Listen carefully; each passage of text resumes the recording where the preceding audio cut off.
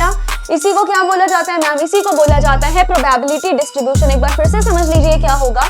Probability distribution हमारे पास में एक मैथमेटिकल फंक्शन होने वाला है। मैथमेटिकल फंक्शन मतलब मैं तुम लोगों को एक फॉर्मूला दूंगी, उसी फॉर्मूले से हमेशा प्रोबेबिलिटी डिस्ट्रीब्यूशन निकाला जाए। Hello everyone, welcome back to pharmacy India plus. कैसे हैं आप सारे बच्चे? I hope you all are doing really well and आप सभी की पढ़ाई अपने अपने घरों पे बहुत अच्छे से चल रही होगी। सो बेटा, my name is Priyanka Goswami and मेरे साथ आप लोग स्टडी कर रहे हो बायोस्टैटिक्स की। बायोस्टैटिस्टिक्स में ऑलरेडी हम लोग अपना यूनिट 1 कंप्लीट कर चुके हैं and finally we were studing about the unit number 2। तो अगर ऐसा कोई बच्चा है जिसने मेरे यूनिट 1 के लेक्चर्स नहीं देख रखे हैं तो आप लोग देख लीजिएगा, आपके लिए बहुत बेनिफिशियल रहने वाले हैं। एंड साथ ही साथ में यूनिट 2 के भी काफी सारे लेक्चर्स में ले चुकी हूं, जिसमें एज यू ऑल नो कि यूनिट 2 हमारा 3 चैप्टर्स में डिस्ट्रीब्यूटेड है। ये रिग्रेशन जो है, this is the chapter number 1। Then उसके बाद जो प्रोबेबिलिटी आता है, this is your chapter number 2। And उसके बाद में कुछ ये जो फॉर्मेट्रिक टेस्ट आते हैं ना, पेरीमेट्रिक टेस्ट, ये पैरामेट्रिक टेस्ट होते हैं तुम्हारे चैप्टर नंबर 3। तो बेसिकली तुम्हारा ये यूनिट 3 चैप्टर्स में डिवाइडेड है और इसमें से जो फर्स्ट चैप्टर है हमारा रिग्रेशन, ये ऑलरेडी मैं आप लोगों को करवा चुकी हूँ। तो अगर आप लोगों ने रिग्रेशन नहीं पढ़ा है मुझसे तो ध्यान से पढ़ लीजिएगा, because this is really important. एक सवाल लॉन्ग में पूछा जाता है यहाँ से। उसके अलावा हमारा नेक्स्ट चैप्टर जो था प्रोबेबिलिटी, और मैंने तुम्हें बता दिया था कि प्रोबेबिलिटी से सबसे ज्यादा मार्क्स के सवाल पूछे जाते हैं। ये one of the most important chapter होगा तुम्हारी पूरी यूनिट का। सबसे इंपॉर्टेंट पोर्शन जो होने वाला था दैट वाज योर प्रोबेबिलिटी मैंने लास्ट क्लास में स्टार्ट करवा दी थी एंड हम लोग प्रोबेबिलिटी की डेफिनेशन, प्रोबेबिलिटी का बेसिकली क्या होता है, इसका बेसिक फंडा सब कुछ समझ चुके थे। एंड लास्ट क्लास ही हमारा प्रोबेबिलिटी का बेसिक लेक्चर था। सो अगर आपने बेसिक लेक्चर नहीं देखा है बेटा तो इस लेक्चर में तुमको थोड़ी प्रॉब्लम होने वाली है, क्योंकि बेसिक लेक्चर में ही मैंने डिटेल में बताया हुआ है कि प्रोबेबिलिटी एक्चुअली होता क्या है, प्रोबेबिलिटी में एक्चुअली तुमको पढ़ना क्या होगा एंड क्या हमें पूरी through out the chapter study करनी है।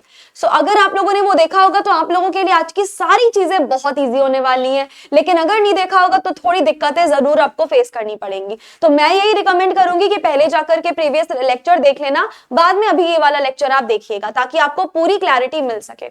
आज के इस लेक्चर में प्रोबेबिलिटी में ही हम लोग डिस्कस करने वाले हैं प्रोबेबिलिटी के डिस्ट्रीब्यूशन के बारे में, यानी कि जो हमारा आज का टॉपिक होगा that is probability distribution. Probability distribution को बहुत ही डिटेल में डिस्कस करेंगे और प्रोबेबिलिटी डिस्ट्रीब्यूशन में ही हम बाइनोमियल डिस्ट्रीब्यूशन की, नॉर्मल डिस्ट्रीब्यूशन की, पॉइजन डिस्ट्रीब्यूशन की, इन सभी डिस्ट्रीब्यूशन के बारे में बात करेंगे। तो आज का लेक्चर मेनली हमारा इस डिस्ट्रीब्यूशन पे बेस्ड रहने वाला है और फिर अगले जो लेक्चर्स आएंगे वो तो ऑब्वियसली आगे के टॉपिक्स के आएंगे। इन सारे लेक्चर्स तुम्हारे लिए बहुत इंपॉर्टेंट की कैटेगरी में आएंगे।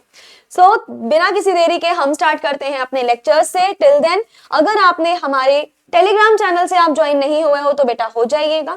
क्यों मैम टेलीग्राम चैनल से ज्वाइन क्यों होना है? क्योंकि टेलीग्राम चैनल पर ही आपको जितनी भी क्लासेस हो रही हैं इन सभी क्लासेस के हैंड रिटन नोट्स की पीडीएफ मिल जाएगी। और अगर आपको हैंड रिटन नोट्स की पीडीएफ चाहिए तो आपको पता है आपको ज्वाइन करना पड़ेगा टेलीग्राम। इसी वीडियो के नीचे डिस्क्रिप्शन बॉक्स में टेलीग्राम लिंक है, आप टेलीग्राम चैनल को बहुत अच्छे से ज्वाइन कर सकते हो। ज्वाइन कर लीजिए, नोट्स ले लीजिए, एज इट इज सारे नोट्स एग्जाम में लिख कर आना, ट्रस्ट मी बहुत अच्छे तुम्हारे मार्क्स आएंगे। तो हमारा आज का टॉपिक क्या रहने वाला है मैम? और बहुत इजीली आप बोल दीजिए कि हमारा आज का टॉपिक रहने वाला है प्रोबेबिलिटी डिस्ट्रीब्यूशन।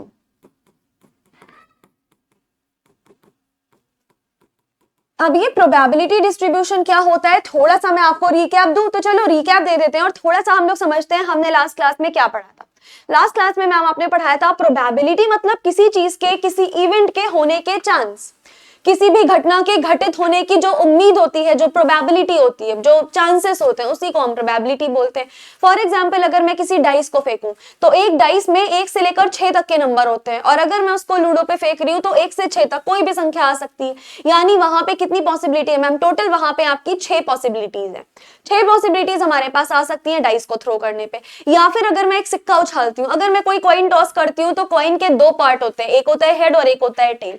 दोनों में से कोई सा भी पार्ट आपके पास आ सकता है, हेड भी आ सकता है, टेल भी आ सकता है। तो इन्हीं चीजों को बोला जाता है उसकी प्रोबेबिलिटी। यानी अगर आप एक कॉइन को टॉस करोगे और क्या उसमें आने वाला है, हेड आने वाला है, हेड की कितनी प्रोबेबिलिटी है, टेल आने वाला है, टेल की कितनी प्रोबेबिलिटी है, और टोटल कितनी चांसेस है। जैसे कि मान लो एक कॉइन है, अब उस कॉइन से हेड भी आ सकता है, टेल भी आ सकता है, दो चांसेस हुए।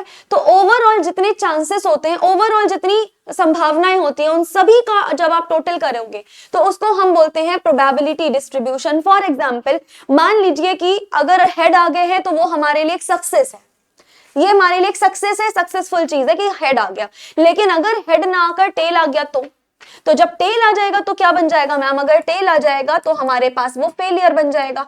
यानी दो ऑप्शंस हैं हमारे पास में, सक्सेस भी हो सकता है, फेलियर भी हो सकता है। मान लो एक कॉइन है, कॉइन में हेड भी है और टेल भी है। हेड आ गया तो मान लो सक्सेस हो गया, लेकिन टेल भी तो आ सकता है, तो टेल कितना होगा मैम? टेल फेलियर है।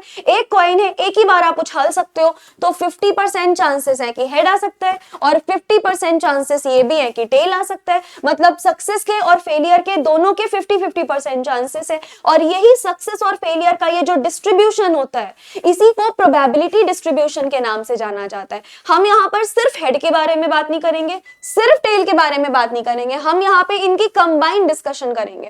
कंबाइंड डिस्कशन से हमें पता चला कि सक्सेस रेट, फेलियर रेट दोनों चांसेस हैं हमारे पास, और यही कंबाइन होके क्या बनाता है? प्रोबेबिलिटी डिस्ट्रीब्यूशन बनाता है। Got it? तो इसको हम क्या बोलेंगे? This is known as the probability distribution. And I think अब आपको क्लियर हो गया होगा प्रोबेबिलिटी डिस्ट्रीब्यूशन हमारे पास में क्या होता है। प्रोबेबिलिटी डिस्ट्रीब्यूशन एक मैथमेटिकल फंक्शन होता है जो क्या डिस्क्राइब करेगा? चलो पहले मैं लिख लेती हूं, फिर आपको अच्छे से एक्सप्लेन करूंगी। तो लिख लीजिएगा, प्रोबेबिलिटी डिस्ट्रीब्यूशन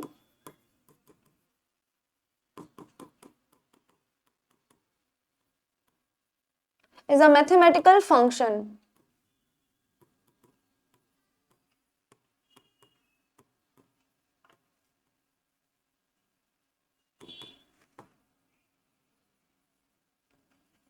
यस क्या होता है ये मैम? प्रोबेबिलिटी डिस्ट्रीब्यूशन एक मैथमेटिकल फंक्शन होता है that describe the probability of different possibilities. हम लिखेंगे दैट डिस्क्राइब्स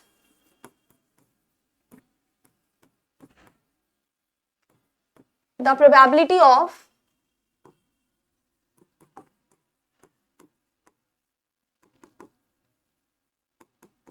यस जो किसकी प्रोबेबिलिटी को डिस्क्राइब करेगा मैम? ऑब्वियस सी बात है, probability of different possible outcomes of a variable. Different possible outcomes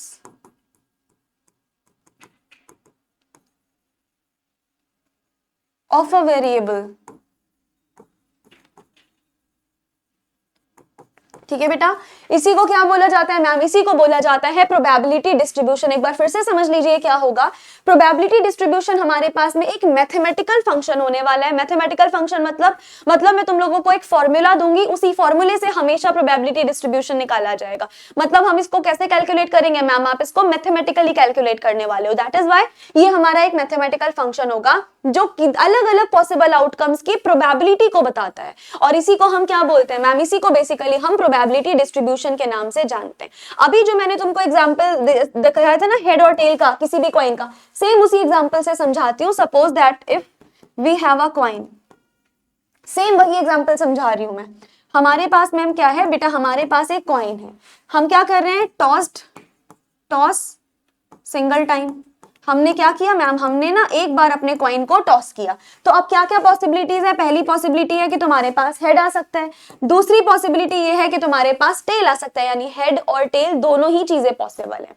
done. अब हमारे पास ये है, तो इसके चांसेस कितने हुए? 50% चांसेस है कि हेड आ सकता है, और यहीं पे हमारे पास में 50% चांसेस ये भी है कि टेल आ सकता है। तो ये दोनों चीजें क्या हुई? दोनों चीजें मैम प्रोबेबिलिटी डिस्ट्रीब्यूशन में आ गई। यही कंबाइन किसका वर्जन हुआ? यही मैम कंबाइन रूप से हम प्रोबेबिलिटी डिस्ट्रीब्यूशन बोल देंगे। राइट। एक और एग्जांपल समझाती हूँ। इस बार हमने एक ही कॉइन लिया था और उस एक ही कॉइन को टॉस किया था। अब हम क्या करते हैं? अब हम दो कॉइन को टॉस करते हैं। Let's toss two coins. अब हम देखो क्या कर रहे हैं, टॉस टू कॉइन्स।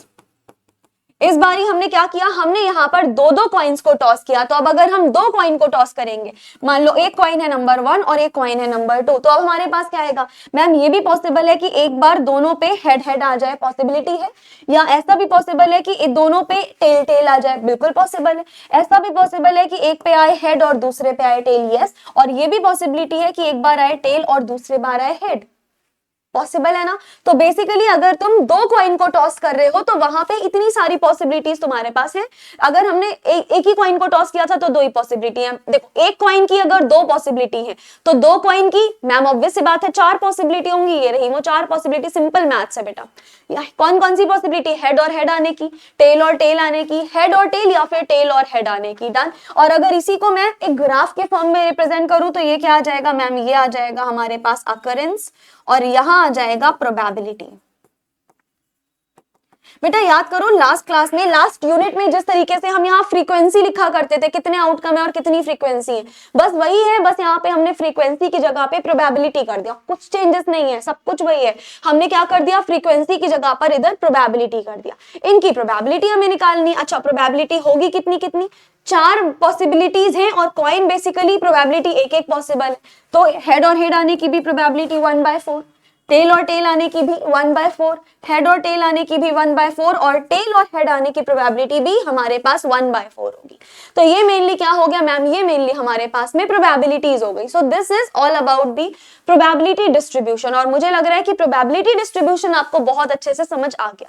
मैंने दो अलग अलग एग्जाम्पल से तुमको बहुत इजीली समझाने की कोशिश की है ना। अगर एग्जाम में आ जाएगा तो इन्हीं दोनों एग्जाम्पल्स के साथ बहुत इजीली प्रोबेबिलिटी डिस्ट्रीब्यूशन तुम समझा लोगे। अब बारी आती है प्रोबेबिलिटी डिस्ट्रीब्यूशन कितने टाइप्स का होता है, और यहीं पे सबसे इंपॉर्टेंट चीज होगी क्योंकि डायरेक्टली सवाल तुम्हारा यहीं से बनेगा। तो जल्दी से हेडिंग डाल लो अभी तुम। अब आपकी हेडिंग यहाँ पर क्या हो जाएगी मैम, अब हमारी हेडिंग हो जाएगी बाइनोमियल डिस्ट्रीब्यूशन तो बाद में, सबसे पहले हम प्रोबेबिलिटी डिस्ट्रीब्यूशन का क्लासिफिकेशन देखते हैं। तो हेडिंग डालो क्लासिफिकेशन ऑफ प्रोबेबिलिटी डिस्ट्रीब्यूशन।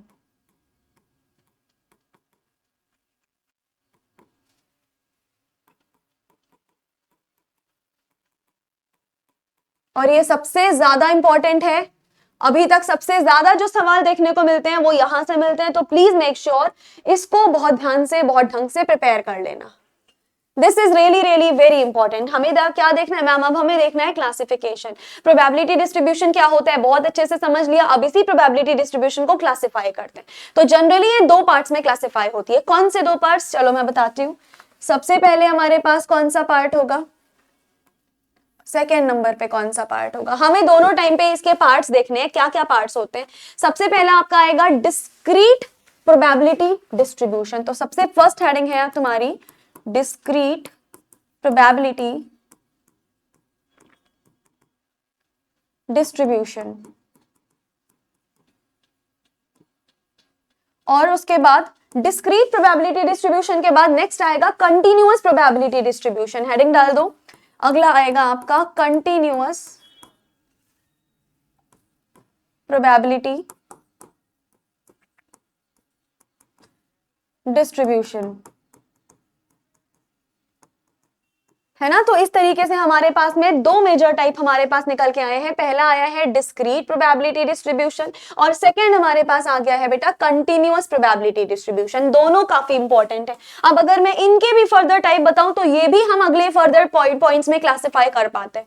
सबसे पहले तुम्हारा जो है डिस्क्रीट प्रोबेबिलिटी डिस्ट्रीब्यूशन, ये भी आपका पर्टिकुलरली दो पॉइंट्स में क्लासिफाई होता है, दो डिस्ट्रीब्यूशन में क्लासिफाई होता है। कौन से डिस्ट्रीब्यूशन, आपका discrete probability distribution, Poisson's distribution and binomial distribution, इन दोनों में क्लासिफाई है। और तुम लोगों ने अगर पीवाईक्यू देखे होंगे तो तुम्हें पता होगा सबसे ज्यादा एग्जामिनर जो सवाल पूछता है वो यही पॉइजन और आपका बाइनोमियल, सबसे ज्यादा मैक्सिमम क्वेश्चंस यहीं से बनते हैं, चाहे वो तुम्हारा न्यूमेरिकल बने चाहे वो तुम्हारी थ्योरी बने। तो this is going to be really really very important. अगर क्लासिफिकेशन आता है तो ये जैसा मैं चार्ट बना रही हूँ पूरा चार्ट ड्रॉ करके आना होगा तुम्हें। देखो अब हमारा ये जो डिस्क्रीट प्रोबेबिलिटी था ये फर्दर कितने टाइप में बिल और डिस्क्राइब होगा मैम, टू टाइप में क्लासिफाई कर दो। पहला आपका होगा बाइनोमियल डिस्ट्रीब्यूशन,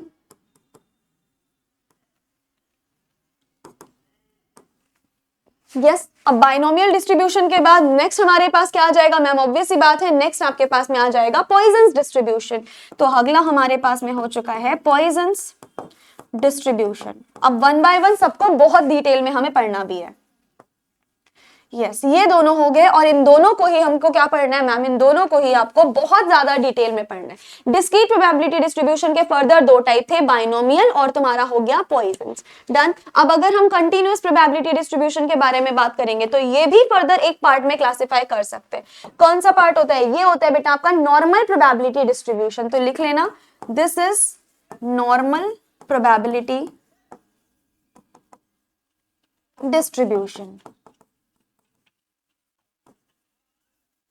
तो ये तुम्हारा पूरा का पूरा डिस्ट्रीब्यूशन का ग्राफ हो गया, इसको ढंग से बना के आना एग्जाम में। सबसे ज्यादा इंपॉर्टेंट आपका बाइनोमियल डिस्ट्रीब्यूशन और पॉइजन डिस्ट्रीब्यूशन है, यहां से बहुत सारे क्वेश्चंस एज इट इज पूछ लिए जाते हैं, तो इनको बहुत अच्छे से कर लीजिएगा। तो ये है कंप्लीट चार्ट, और अगली दो क्लासेस में हमें यही खत्म करना है। आज की क्लासेस में मैं आपका कंप्लीट करवा दूंगी बाइनोमियल डिस्ट्रीब्यूशन। तो इन टूडेज क्लास हमें सिर्फ एक ही डिस्ट्रीब्यूशन बहुत डिटेल में करना है, दैट इज बाइनोमियल डिस्ट्रीब्यूशन, पूरा खत्म करवाऊंगी। और जैसे कि मैं पहले बता चुकी हूँ कि इंपॉर्टेंट है, तो अब से इस लेक्चर को बहुत ध्यान से देखना, एकदम तमीज से, सारा ध्यान बस बोर्ड पे, क्योंकि इस लेक्चर को, ये जो टॉपिक है ना, हम बहुत डिटेल में कवर अप करने वाले हैं। चलिए तो फिर हेडिंग डाल दीजिए आप इजीली, बाइनोमियल डिस्ट्रीब्यूशन है ना, ये हमारी हेडिंग पर जाएगी, that is binomial distribution.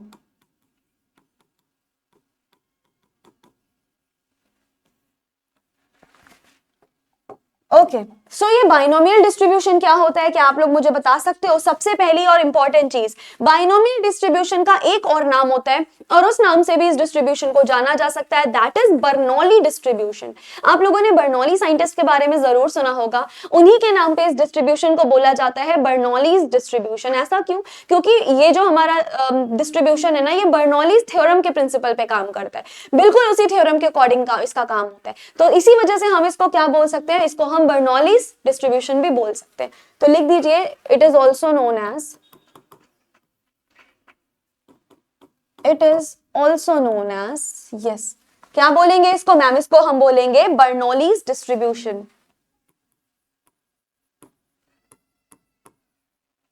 Bernoulli's distribution, right, है ना? इसको हम क्या बोलेंगे? इसको मैम मेनली हम बर्नौलीज डिस्ट्रीब्यूशन के नाम से जानते हैं। व्हाई? क्योंकि ये बेस्ड होता है बर्नौलीज थ्योरम पे। सिंपली आप लिख दो, because it is based on, because it is based on Bernoulli's theorem. अब थ्योरम ज्यादा कोई नहीं पूछता है, केवल यही आपसे पूछा जा सकता है।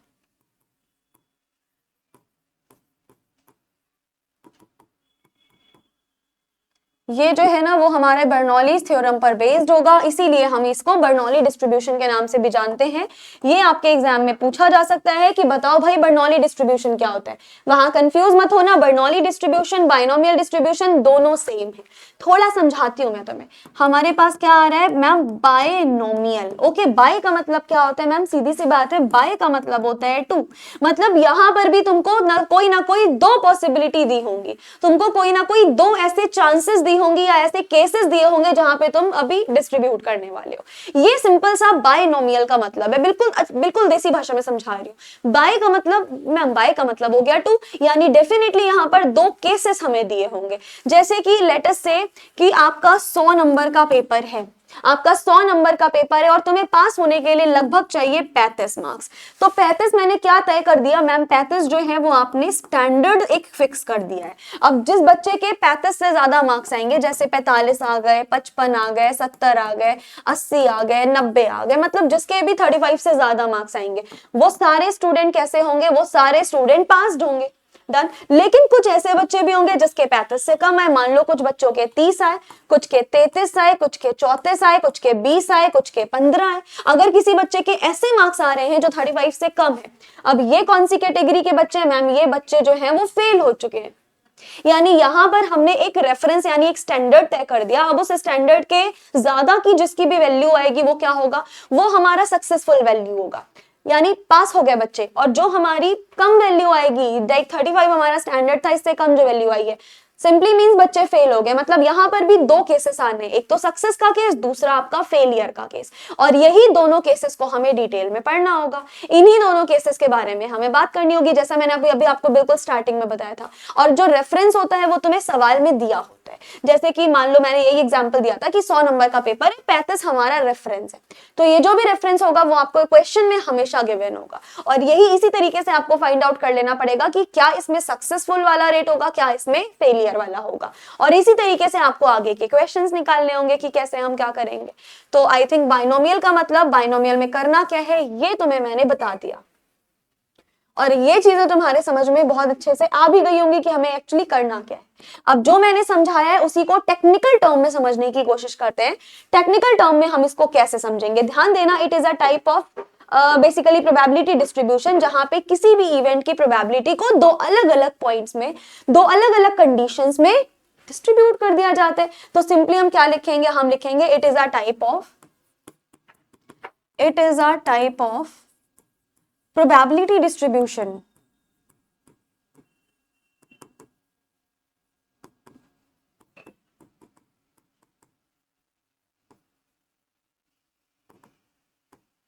है ना बेटा, ये क्या हो गया, सिंपल सी बात है मैम, ये प्रोबेबिलिटी डिस्ट्रीब्यूशन का हमारे पास में एक टाइप है इन विच प्रोबेबिलिटी ऑफ एनी इवेंट, लिख लो, इन विच प्रोबेबिलिटी ऑफ एनी इवेंट, जहां पर क्या करना होगा मैम, जहां पर किसी भी इवेंट की probability have two possible results, have two possible results. Same यही चीज मैंने अभी तुमको समझाई थी, बिल्कुल सेम यही चीज, टू पॉसिबल रिजल्ट्स। अब ये दो पॉसिबल रिजल्ट्स कैसे हो सकते हैं मैम, ये जो दो पॉसिबल रिजल्ट्स होंगे वो हमारे सक्सेस का रिजल्ट भी हो सकता है, फेलियर का रिजल्ट भी हो सकता है। तो हम यहाँ पर लिख सकते हैं that is success and failure. और इन्हीं जब भी हमको ऐसे दो पॉसिबल रिजल्ट मिलते हैं किसी भी प्रोबेबिलिटी डिस्ट्रीब्यूशन में, उसको क्या बोलते हैं मैम, उसको हम बाइनोमियल डिस्ट्रीब्यूशन बोलते हैं। यानी बाइनोमियल डिस्ट्रीब्यूशन में ये चीज हमेशा फिक्स होती है कि हमें दो केसेस ही मिलते हैं, जो कि एक उसकी सक्सेस का केस होता है, दूसरा यहाँ पे उसके फेलियर का केस होगा, दोनों ही हमारे पास केस होंगे। चलो इसको भी हम एक एग्जाम्पल से समझते हैं। अगेन मैं तुम्हें एक कॉइन के ही एग्जाम्पल से समझाती हूँ। Let's say if a coin is tossed, हमने एक क्वेश्चन बेसिकली लिया है कि मान लो कॉइन को टॉस किया गया, मुझे बताओ probability of coming head.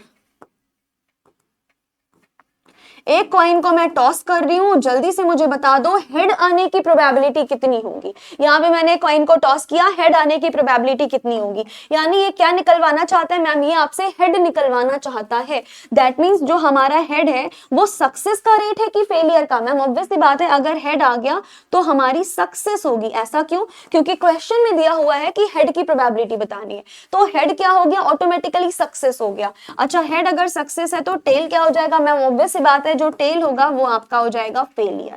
Head आपका सक्सेस था और टेल तुम्हारा क्या हो जाएगा, फेलियर हो जाएगा। सिमिलरली अगर मैं हेड आने की प्रोबेबिलिटी बताऊं तो कॉइन बेटा एक है, तो एक कॉइन क्या आ सकता है, हेड भी आ सकता है, टेल भी आ सकता है, तो 1/2 ऐसी तो होती है ना प्रोबेबिलिटी। कितनी आई प्रोबेबिलिटी, 0.5 आई है प्रोबेबिलिटी। मतलब अगर हमने हेड की प्रोबेबिलिटी निकाली तो कितनी आई, 0.5 आई है प्रोबेबिलिटी। यानी सक्सेस की वैल्यू कितनी आई, सक्सेस की वैल्यू आ गई 0.5। सिमिलरली मैं तुमसे बोलती हूँ चलो टेल की प्रोबेबिलिटी बताओ, मतलब फेलियर की प्रोबेबिलिटी बताओ। फेलियर आने का भी चांस एक ही है, क्योंकि एक सिक्के के दो पहलू होते हैं, जिसमें से एक ही चांस है कि टेल आ सकता है। इसकी प्रोबेबिलिटी भी कितनी हुई मैम, इसकी प्रोबेबिलिटी भी 0.5 हुई।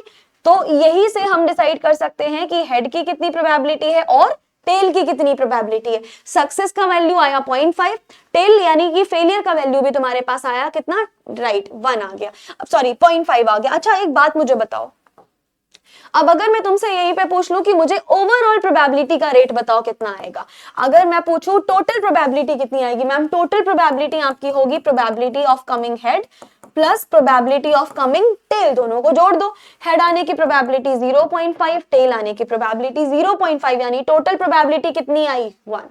और अगर तुमने मेरा लास्ट लेक्चर देखा होगा तो मैंने आपको वहां पे बहुत बार हाईलाइट किया है, always total probability should be 1। ये देखिए, ये प्रूफ है कि तुम्हारा सवाल बिल्कुल सही जा रहा है, क्योंकि हमें ये चीज पता होनी चाहिए, कभी भी किसी भी इवेंट की आप टोटल प्रोबेबिलिटी निकालोगे तो टोटल प्रोबेबिलिटी की वैल्यू हमेशा 1 रहेगी। लास्ट क्लास में मैंने तुमको बताया था कि प्रोबेबिलिटी की वैल्यू 0 से 1 के बीच में लाई करती है, एंड जब जब आप टोटल प्रोबेबिलिटी निकालोगे तो आंसर कितना आएगा 1। देखो भाई, इस तरीके से सॉल्व करना है। कुछ लग रहा है दिक्कत इस सवाल में, कोई भी प्रॉब्लम है मैम, कोई प्रॉब्लम नहीं, बहुत इजीली हम सॉल्व कर लेंगे, कोई दिक्कत वाली बात ही नहीं।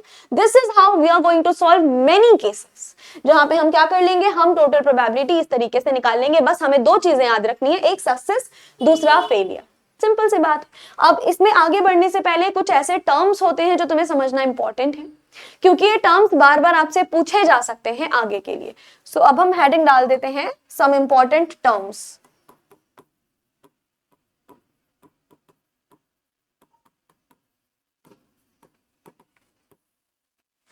अब इंपॉर्टेंट टर्म्स में बेसिकली पहला टर्म हमारे पास में क्या आ जाएगा मैम, पहला टर्म आएगा पी, पी के बाद अगला टर्म आएगा क्यू, क्यू के बाद आएगा हमारा एन। ये तीनों टर्म्स इंपॉर्टेंट है। देखिए पी का मतलब क्या होगा, पी को किस चीज से रिप्रेजेंट करेंगे, याद रखिएगा पी होता है probability of a success.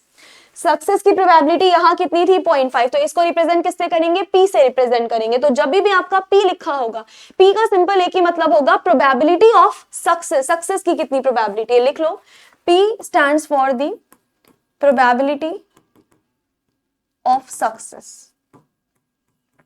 Similarly, Q क्या हो जाएगा, बहुत इजी है, Q हो जाएगा आपका probability of failure, यानी जो हमारा failure है उसकी particularly क्या probability है। तो लिख लो भाई, Q का मतलब होने वाला है probability of failure। ये दोनों ही तुम्हारे लिए बहुत इंपॉर्टेंट केस है कि किसको किस चीज से रिप्रेजेंट करते हैं। P is probability of success and Q is nothing but the probability of failure. Okay, अगर हम N के बारे में बात करें कि N हमारे पास में क्या होता है, तो याद रखिएगा हमारा N होता है नंबर ऑफ ट्रायल्स, यानी कितनी ट्रायल्स हम ले रहे हैं, कितनी बार, जैसे कि एक कॉइन को टॉस किया, कितनी बार टॉस करोगे, सो ये तुम्हारा N में आ जाएगा, that is number of trials. तो सिंपल सी बात है, N का मतलब हो जाएगा नंबर ऑफ ट्रायल्स। अब ये तीनों पोर्शंस आपके लिए इंपॉर्टेंट है, यहां से मे बी क्वेश्चन पूछा जा सकता है, तो प्लीज इसका ध्यान रखिएगा। P क्या है, Q क्या है, N क्या है, क्वेश्चंस अक्सर बनते हैं और यहां से सवाल बहुत ज्यादा पूछे जाते हैं। अगला सबसे ज्यादा इंपॉर्टेंट चीज बाइनोमियल डिस्ट्रीब्यूशन। आपने अभी अभी बताया था कि ये एक हमारा मैथमेटिकल टर्म होता है, अभी अभी हमने कहां पे डिस्कशन किया था, यहाँ पे ना मैथमेटिकल फ्रैक्शन होगा, और यही पे मैंने आपको बताया था एक मैथमेटिकल फॉर्मूला होता है, उस फॉर्मूले के थ्रू हम डिराइव करते हैं। फॉर्मूला पढ़ना पड़ेगा, और मैं बता दूं न्यूमेरिकल यहां से आते हैं 10 नंबर के सीधा लॉन्ग में, और सीधा सीधा सवाल न्यूमेरिकल में वैल्यू पुट करने से आ जाता है। तो सबसे ज्यादा जरूरी जो है ना वो यही है कि तुम्हें फॉर्मूला पता होना चाहिए। तो देखो भाई यहाँ पे आपका फॉर्मूला क्या होने वाला है, अब हम फॉर्मूला लिख लेते हैं बाइनोमियल डिस्ट्रीब्यूशन का। सो बाइनोमियल डिस्ट्रीब्यूशन,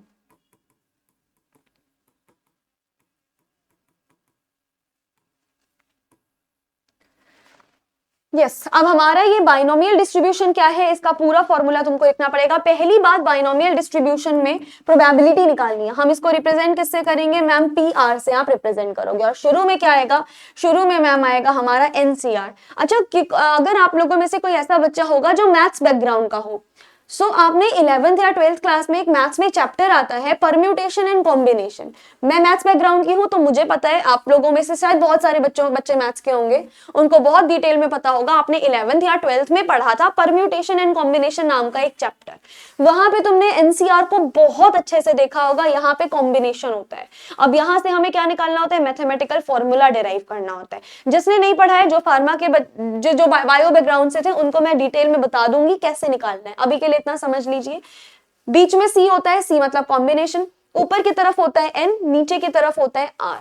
डन, इतनी बात समझ गए। क्या ये फॉर्मूला कंप्लीट है, नहीं मैम, अभी फॉर्मूला कैसे कंप्लीट है। अब आगे होगा पी, पी की पावर रहेगी आर, क्यू की पावर रहेगी n minus R. What is P ma'am, P होता है सक्सेस रेट ऑफ, मतलब probability of success, and Q is nothing but the probability of failure. तो दोनों को मल्टीप्लिकेशन करके this is how we are going to find out the binomial distribution. यहां पर थोड़ा डिटेल में हमें जानना है।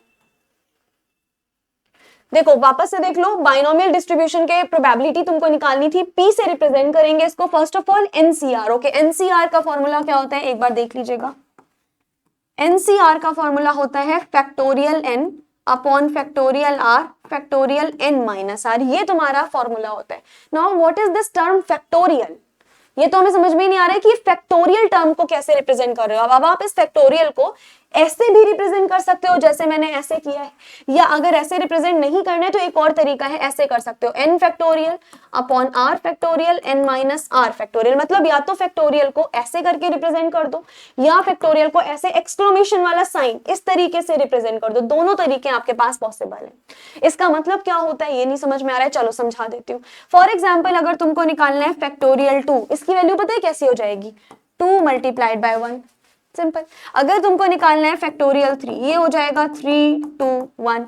चाहे तो मैं इसको ऐसे लिख लूं, चाहे तो मैं फैक्टोरियल 4 को ऐसे भी लिख सकती हूँ, फैक्टोरियल 4 ऐसे एक्सक्लेमेशन, कोई दिक्कत नहीं है, इससे बिल्कुल सेम है। ये बस एक वे ऑफ रिप्रेजेंटेशन होता है, like you can represent in this way as well as you can represent in this particular way.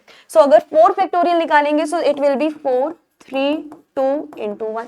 Similarly अगर तुमको 5 फैक्टोरियल निकालना है तो इसकी वैल्यू होगी 5 4 3 2 1। बस इस तरीके से हमको सॉल्व करना है। n की वैल्यू तुम्हें एग्जाम में दी होगी, n का फैक्टोरियल निकाल के लिख लेंगे, r की वैल्यू एग्जाम में दी होगी और फिर n माइनस r को माइनस करके जो भी आएगा उसका फैक्टोरियल निकाल लो। इस तरीके से NCR तुम्हारा कैलकुलेट हो जाएगा। मैं सिर्फ इसके कैलकुलेशन की बात कर रही हूँ, NCR के। बाकी P प्रोबेबिलिटी का, सक्सेस का प्रोबेबिलिटी है, Q फेलियर का प्रोबेबिलिटी है, उनको मल्टीप्लाई करेंगे। This is just about NCR। अगर NCR आता है तो इस तरीके से सॉल्व करना होगा, लंबी कैलकुलेशन नहीं जाएगी, अभी मैं सवाल करवाऊंगी, बहुत इजी कैलकुलेशन होती है इसकी। So you can highlight this particular part.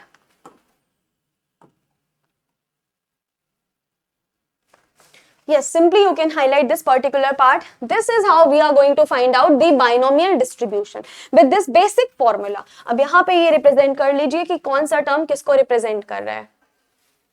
We can represent in a very simple way. Yes, so first of all तुम्हारे पास में P आ जाएगा। What represents P? P is the probability of success in a single trial। तो देख लो यहाँ पर P, ये वाला जो P है, it is what? It is the probability of success in a single trial। P, अभी अभी मैंने जस्ट आपको बताया था, P का मतलब होता है प्रोबेबिलिटी ऑफ सक्सेस। सेम यही है प्रोबेबिलिटी ऑफ सक्सेस, बस छोटा सा डिफरेंस ये है सिंगल ट्रायल में प्रोबेबिलिटी ऑफ सक्सेस का क्या रेट है। मतलब यहाँ पर मल्टीपल टेक्स अलाउड नहीं होंगे, यहाँ पर आपका सिंगल ट्रायल देखना पड़ेगा। यही इसमें मेन चीजें हैं कि आपको सिंगल ट्रायल की प्रोबेबिलिटी के बारे में यहाँ डिस्कशन करना है। So this is nothing but the probability of success. Success की क्या प्रोबेबिलिटी है, वो भी इन अ सिंगल ट्रायल, उसको रिप्रेजेंट किया जाता है P से। ये P सिंगल ट्रायल में सक्सेस की प्रोबेबिलिटी को बताता है। सिमिलरली अगर मैं पूछ रही हूँ Q क्या होता है, तो what would be the Q? Q हो जाएगा तुम्हारा, सीधी सी बात है, that is probability of failure. तो यहाँ पे मेंशन कर दो, Q is nothing but the probability of failure. Probability of failure निकालने का, दैट मींस Q निकालने का एक सिंपल सा फॉर्मूला होगा, इस फॉर्मूले को भी नोट डाउन कर लीजिएगा। Q is equals 1 minus P, ये बेसिक फॉर्मूला होगा, प्लीज नोटेड इट डाउन। आगे आपके न्यूमेरिकल्स में ये बहुत काम आने वाला है। अभी जब मैं तुमको न्यूमेरिकल्स कराऊंगी तो इसका काम बहुत ज्यादा होगा। सबसे पहले तुम्हें P पता चल गया कि सक्सेस की प्रोबेबिलिटी क्या है, फिर उसमें 1 को माइनस करके तुम फेलियर की प्रोबेबिलिटी भी निकाल सकते हो, राइट। फॉर एग्जाम्पल 35 मार्क्स से कोई स्टूडेंट पास हो रहा है, उसमें से एक कम कर दो, 34 फेल हो जाएगा ना, तो इस तरीके से तुम Q निकाल सकते हो। So this is P and that is Q। उसके बाद N क्या होगा, ऑब्वियसली बता चुकी हूं अभी थोड़ी देर पहले ही।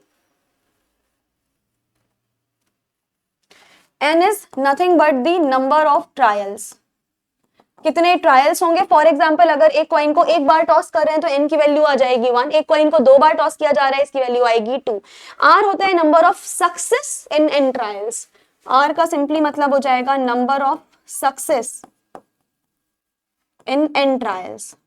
मतलब लेट अस से कि तुम 4 बार किसी कॉइन को टॉस कर रहे हो और हमारी सक्सेस होगी हेड आने में, और 3 बार अगर हेड आ रहा है तो R की वैल्यू हो जाएगी 3। मतलब सक्सेस कितनी बार आ रही है, जितनी बार भी हम ट्राई कर रहे हैं, उस सक्सेस के नंबर को हम बोलते हैं R, राइट। तो ये तुम्हारे पूरे नंबर्स हो गए and I think this is now clear to each and every one of you.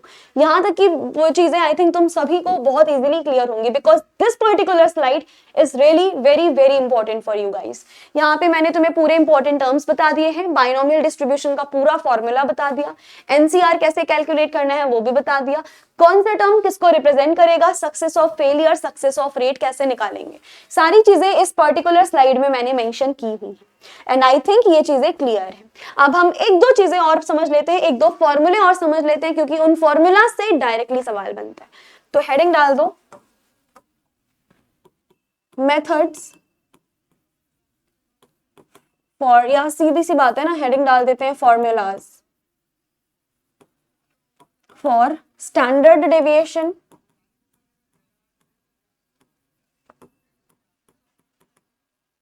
Comma mean.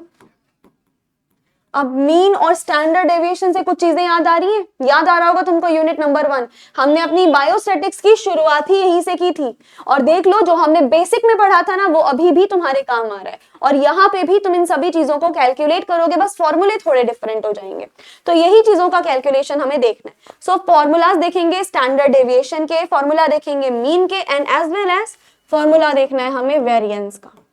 Very short में सीधा फॉर्मूला बेस्ड क्वेश्चन भी आ सकता है, और अगर लॉन्ग में आएगा तो तुमसे न्यूमेरिकल पूछते हैं, एंड मेनली यहाँ से जो सवाल आता है वो न्यूमेरिकल वाले ही आते हैं, so be ready for the numericals. अभी मैं फॉर्मूले लिख देती हूँ आपके कि किसके लिए बेसिकली क्या फॉर्मूले होंगे। सबसे पहले तुम्हारा आएगा मीन। मीन को रिप्रेजेंट किससे करते हैं, ऑब्वियस सी बात है, एक ही चीज तो होती है, एक्स बार से मीन को रिप्रेजेंट करते हैं। मीन का जो फॉर्मूला होता है दैट इज एनपी, ठीक है, ये तुम्हारा मीन का फॉर्मूला। एन का मतलब नंबर ऑफ ट्रायल, पी का मतलब प्रोबेबिलिटी। डन। मीन के बाद नेक्स्ट हमारे पास में आता है स्टैंडर्ड डेविएशन। याद करिए स्टैंडर्ड डेविएशन को किससे डिनोट करते थे, स्टैंडर्ड डेविएशन डिनोट करते थे सिग्मा से, राइट। तो सिग्मा का फॉर्मूला यहाँ पर क्या आने वाला है, ऑलवेज डू रिमेंबर सिग्मा का फॉर्मूला। याद करो स्टैंडर्ड डेविएशन हमेशा अंडर रूट से निकालते थे, सारी चीजें तुम यूनिट 1 में पढ़ चुके हो, यहाँ पे सिर्फ एक रिकैप हो रहा है उनका। सो स्टैंडर्ड डेविएशन का फॉर्मूला हो जाएगा NPQ। एन का मतलब है number of trials, P success rate of probability, sorry probability rate of success, Q probability rate of failure. Next आते हैं आपका वेरिएंस। वेरिएंस को किससे रिप्रेजेंट करते हैं, क्या आप बता सकते हो, सिग्मा स्क्वायर से वेरिएंस को रिप्रेजेंट करते हैं, और अगर इसी सिग्मा का मैं स्क्वायर कर दूंगी अंडर रूट तो गायब हो जाएगा, फॉर्मूला क्या बनेगा, फॉर्मूला बनेगा NPQ। सो ये हो गए तुम्हारे पास 3 फॉर्मूले, इन तीनों फॉर्मूलों को बहुत अच्छे से याद रख लेना, ठीक है। ये हो गए तुम्हारे 3 फॉर्मूले। सवाल डायरेक्टली न्यूमेरिकल बनेगा यहाँ से, directly, again I am telling you. So mean हो गया है NP, स्टैंडर्ड डेविएशन सिग्मा से रिप्रेजेंट करते हैं रूट NPQ, इसका स्क्वायर कर देंगे तो रूट गायब हो जाएगा, वेरिएंस आ जाएगा। डन। सो ये हमारे पास में फॉर्मूलाज देख लिए हमने इन सभी के। अब हम देख लेते हैं कुछ एप्लीकेशंस की, भाई पढ़ क्यों रहे हैं, क्या एप्लीकेशंस है, मे बी 2 नंबर में वेरी शॉर्ट में पूछ ले। तो चलिए हेडिंग डाल दीजिएगा इसके एप्लीकेशंस। देखो बहुत सारे एप्लीकेशंस हैं इसके, तो आप कोई भी एप्लीकेशन लिख सकते हो, लेकिन स्टिल अगर हमें कुछ खास एप्लीकेशन लिखने होंगे तो for the estimation, for the reliability, ताकि हम डिसीजन मेकिंग प्रॉपर्ली कर सके, हमारे पास में प्रॉपर डिसीजन मेकिंग कैपेबिलिटी हो, इसके लिए यूज कर सकते हैं। तो हम लिख सकते हैं फॉर द एस्टिमेशन